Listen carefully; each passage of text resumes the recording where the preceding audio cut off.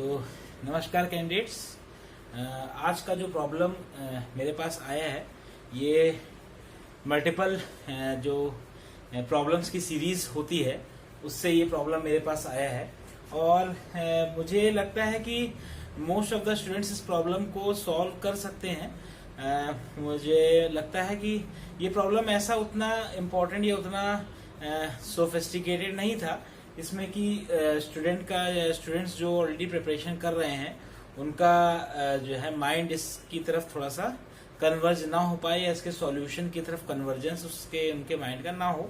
Problem बहुत simple है लेकिन फिर भी मैं शेयर कर रहा हूँ क्योंकि ये प्रॉब्लम जब मेरे पास आया तो ये प्रॉब्लम सिर्फ एक बार नहीं आया। जिस बच्चे ने मुझे भेजा है बीकानेर का बच्चा है, राजस्थान का, और उसने जो है इस क्वेश्चन को मुझे भेजा, मैंने इसको सॉल्यूशन लिख के भेजा और उसके बाद फिर उसका मेल आया कि सर किसको अपने साइट पर इलेबोरेट एक बार और कर दीजिए। तो मुझे लगा कि ठीक है, इसका मतलब कहीं ना कहीं उसको इलेबोरेशन में थोड़ी सी दिक्कत आ रही है। हो सकता है माइट भी पॉसिबल कि क्योंकि मैं ये समझता हूँ बहुत से स्टेट बोर्ड्स जो होते हैं उनका स्टेट बोर्ड्स का अपना करिकुलम जो होता है वो अलग अलग होता है।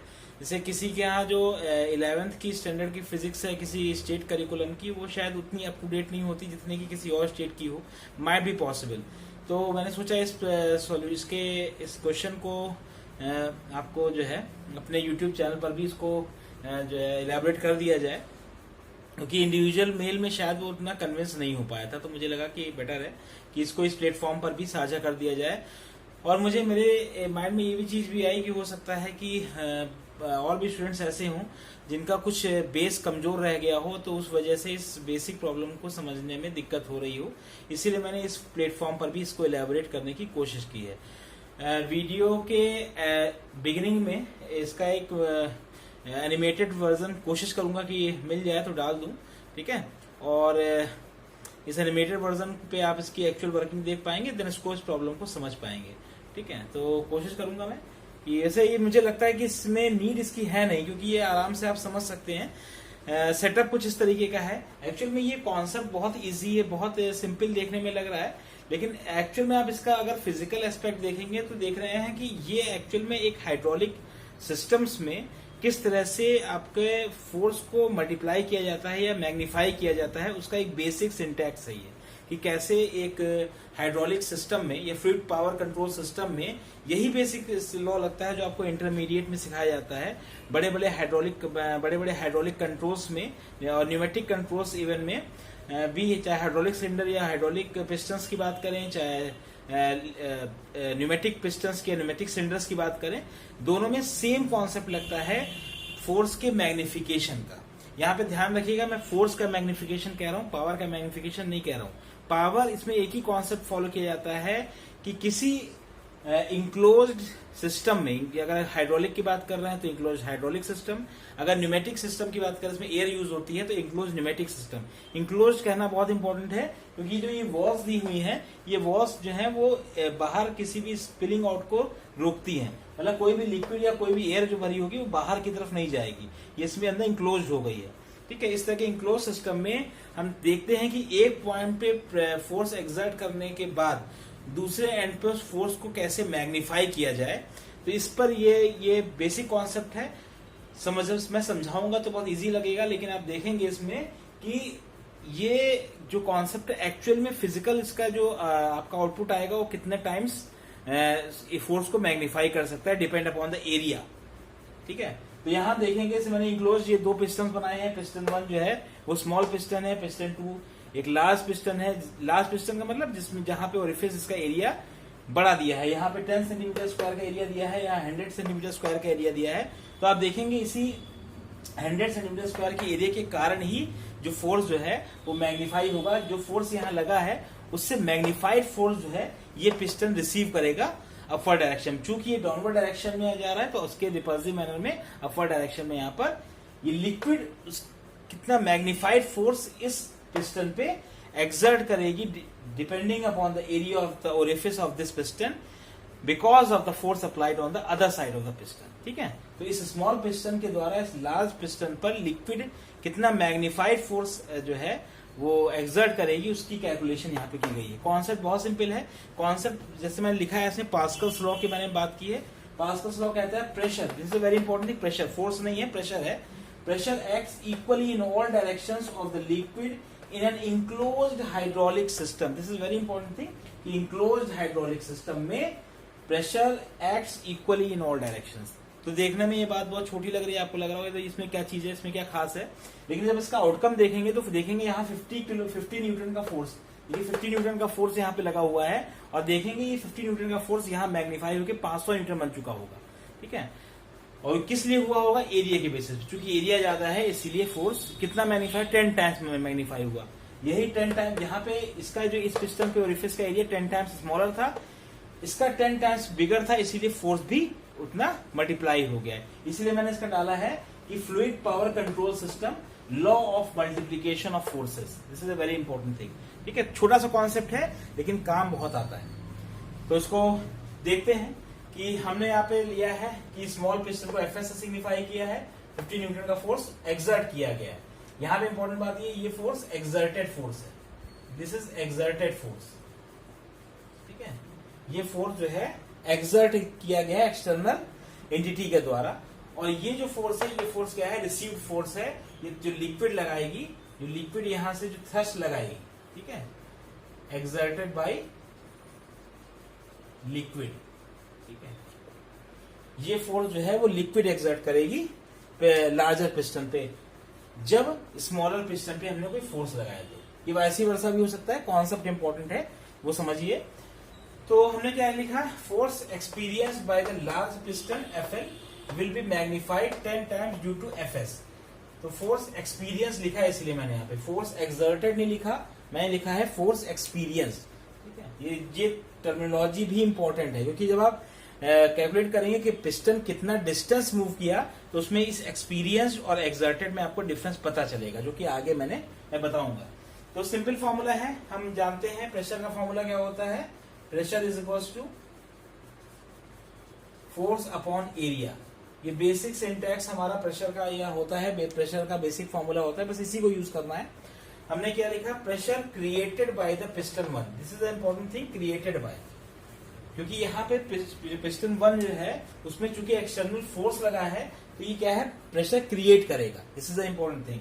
तो pressure created by piston one, हमने पीएस ले लिया है, चूंकि स्मॉल पिस्टन है इसलिए पीएस दिखाया है, FS by S basic formula लिया। FS is the force exerted by the external entity by the piston.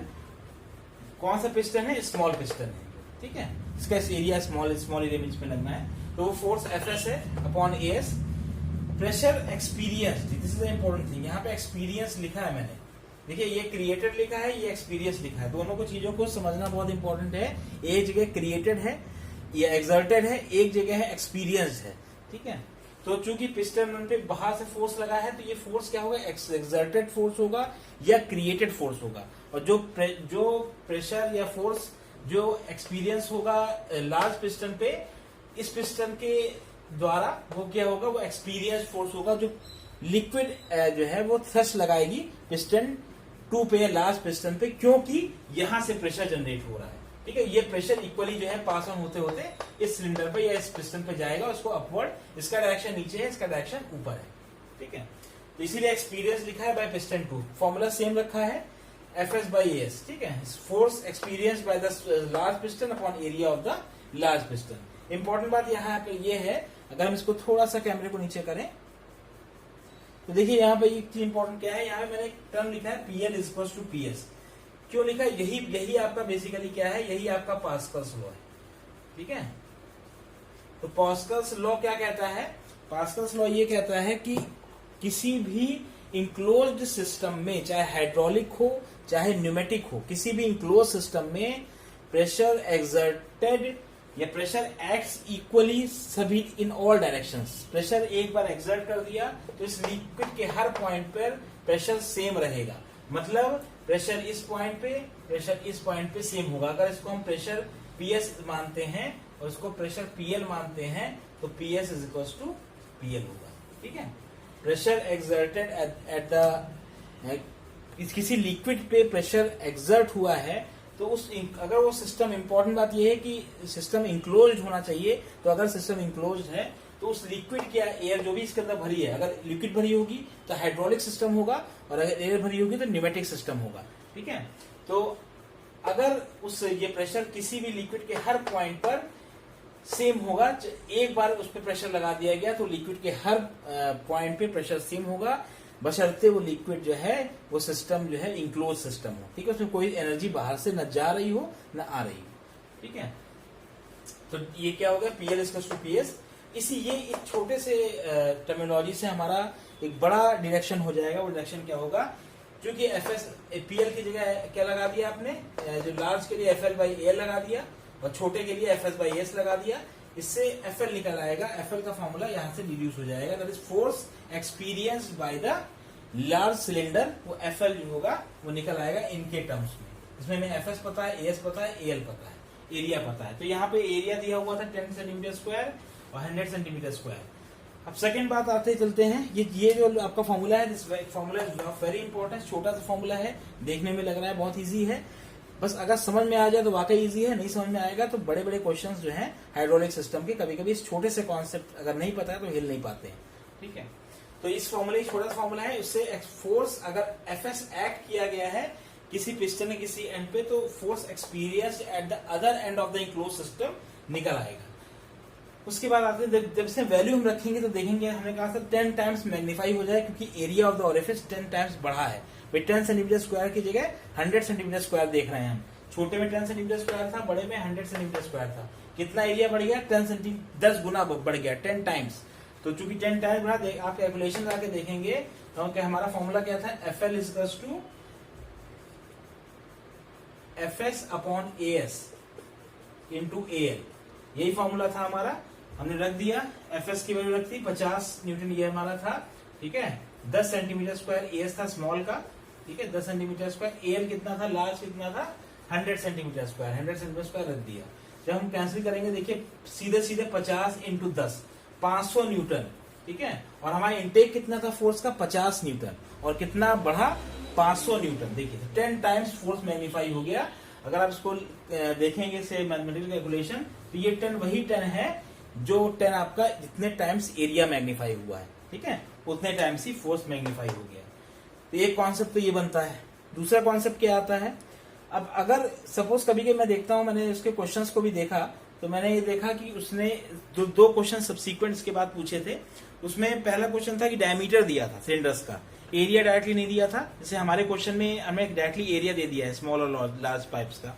उसने उस क्वेश्चन में सेकंड क्वेश्चन का जो पार्ट पूछा था उसमें एरिया नहीं गिवन था, उसमें diameter of the cylinder given था। तो कोई दिक्कत नहीं है, क्योंकि अगर मैं यहाँ सेकंड पार्ट लिखा है, अगर स्मॉल सिलेंडर का डायमीटर हम मान लेते हैं DS, लार्ज सिलेंडर का डायमीटर मानते हैं DL। ठीक है, तो एरिया चूंकि ओरिफिस, यहाँ पे देख लीजिए मैंने ओरिफिस बनाया पिस्टन का, ओरिफिस सर्किल ही आएगा।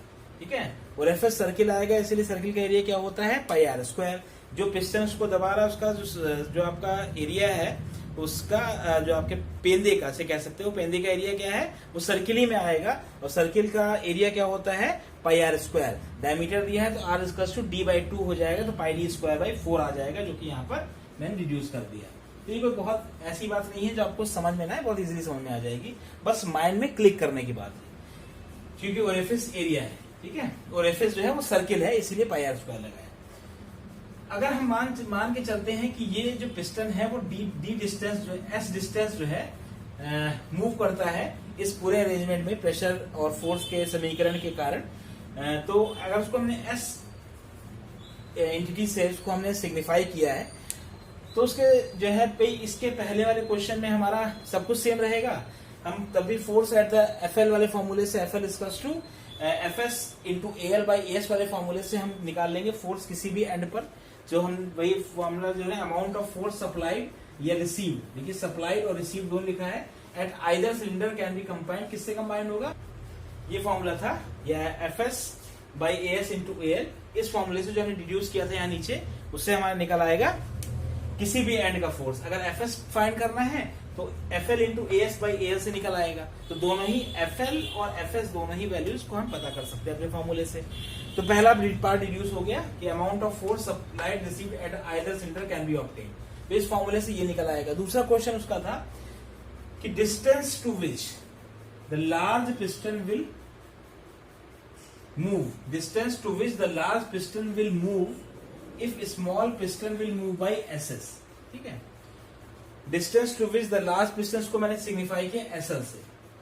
ठीक है, distance to which the large piston will move if the small piston will move by SS. यहां सेंटीमीटर ऑब्लिक मिलीमीटर से लिखा है कि जो भी क्वांटिटी गिवन हो। एक जनरलाइज फॉर्मूला मैंने निकालने की कोशिश की है इससे कि सभी प्रॉब्लम सॉल्व हो जाए। तो कहने का मतलब क्या है कि अगर ये piston suppose S S distance move करता है तो ये कितना एसएल जो है वो मूव करेगा, ये निकालना है। अगर एसएस यहां मूव करता है नीचे की तरफ प्रेशर या फोर्स एक्सर्ट करने के बाद, तो दूसरा वाला पिस्टन दूसरा वाला साइड कितना डिस्प्लेस करेगा। तो दूसरा क्वेश्चन इसमें ये बन सकता है, तो ये भी बहुत इजीली सॉल्व हो जाएगा। बस क्या होगा, इंपॉर्टेंट बात क्या, शब्दावली का बहुत ध्यान रखिएगा। Volume of liquid displaced, volume of liquid displaced by the small piston, जिस पर की फोर्स एक्सर्ट हो रहा है वो लिक्विड डिस्प्लेस करेगा, जबकि volume of liquid displacing the large piston, ये दोनों बराबर हो जाएंगे। अगर ये कॉन्सेप्ट, जितना वॉल्यूम ये डिस्प्लेस करेगा और ये लिक्विड डिस्प्लेस कर रहा है इस पिस्टन के वॉल्यूम को, इसे लिखा है volume of liquid displaced by small piston is equal to volume of liquid displacing the large piston. Use करेंगे volume is equal to area into length, ये फॉर्मूला मैंने यहाँ लिख रखा है पहले से ही।